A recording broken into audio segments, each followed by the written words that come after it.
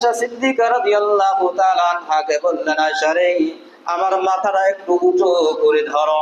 আয়েশা সিদ্দিকা আল্লাহর রাসূলের মাথা মোবারক একটু উঁচু করে ধরলেন। সাহাবায়ে কিরাম জামাতের সহিত নামাজ আদায় করতেছে। আল্লাহর রাসূল সাহাবায়ে কিরামের এই দৃশ্য দেখে আল্লাহর রাসূল কেঁদে ফেললেন, চোখ দিয়ে দরদর করে পানি পড়তেছে।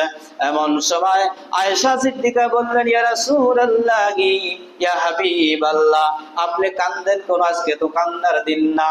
আয়েশা, আল্লাহর রাসূল বলেন, আয়েশা রে, এই নামাজ প্রতিষ্ঠা করতে গিয়ে উহুদের ময়দানে আমি নবীর দন্দন মোবারক শহীদ হয়ে গেছে।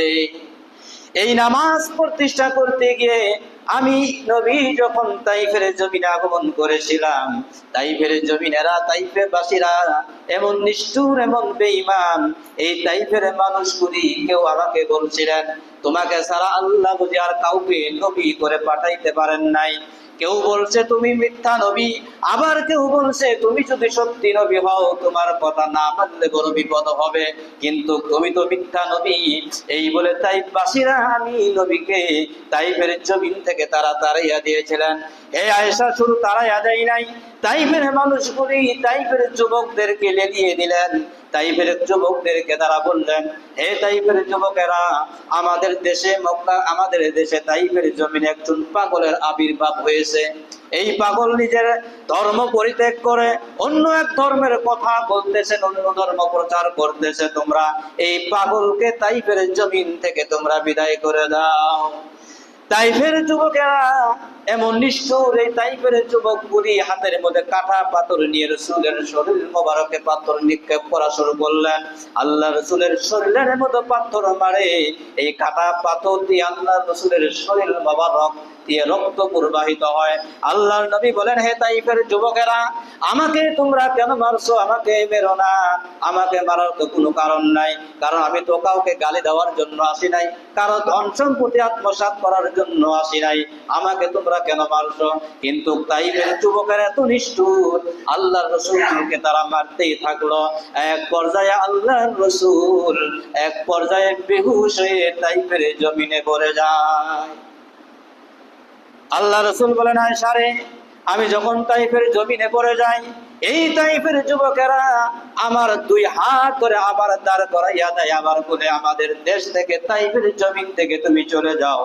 আমি আবার তাইফের জমিন থেকে যখন হাঁটা শুরু করি, এই তাইফের যুবকেরা আমি নবীজির শরীরের মধ্যে আবার পাথর মারে। এইরকম করে একবার দুইবার নয়, তিনবার তাইফের জমিনে আমি বেহুশ হয়ে পড়েছিলাম। আয়েশা রে, শুধু তাই নয়, আমি নবীর পানির পিপাসায় কলিজা যখন শুকাইয়া গিয়েছিল, পানির অভাবে, পানির জন্য আমি নবী যখন চিৎকার করেছিলাম, আমার সঙ্গে ছিল যায়েদ ইবনে হারেসা। আল্লাহ রাসূল বলেন, যায়েদ রে, এক গ্লাস পানির ব্যবস্থা আমার জন্য করতে পারো নাকি? দেখো, হযরতে যায়েদ রাদিয়াল্লাহু তাআলা আনহু একটি গিলাস হাতে নিয়ে তাইফের গলিতে গলিতে করে আর ডাক দিয়ে বলে, তাইফের মানুষেরা রে, আল্লাহর নবী, বিশ্ব নবী জনাবে মুহাম্মদুর রাসূলুল্লাহ সাল্লাল্লাহু আলাইহি ওয়াসাল্লাম পানির পিপাসায় তাইফের জমিনে পড়ে আছে, এক গিলাস পানির ব্যবস্থা তোমরা করে দাও। তাইফের মানুষগুলি এত নিষ্ঠুর, কেউ নবীজিকে এক গ্লাস পানি দেয় না। হঠাৎ করে একজন মহিলা ওই যায়েদকে বলতেছে, যায়েদ রে, এই এক গ্লাস পানি নিয়ে তুমি নবী মুহাম্মদুর রাসূলুল্লাহ সাল্লাল্লাহু আলাইহি ওয়াসাল্লামের কাছে চলে যাও।